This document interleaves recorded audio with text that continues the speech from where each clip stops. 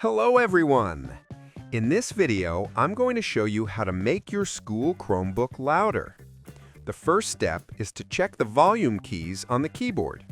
Press the increase volume button until it's all the way up. Next, click the bottom right corner of the screen, open the sound settings, and make sure the output device is set correctly, like speakers or headphones. If you still need more volume, try enabling audio enhancements in the accessibility settings, which can boost clarity.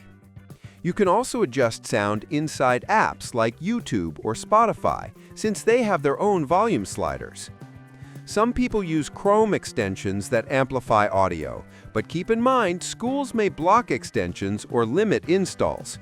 For external volume, plugging in portable speakers or using good headphones is the most reliable option. And that's how you can make a school Chromebook louder quickly and easily. Subscribe the channel for more videos.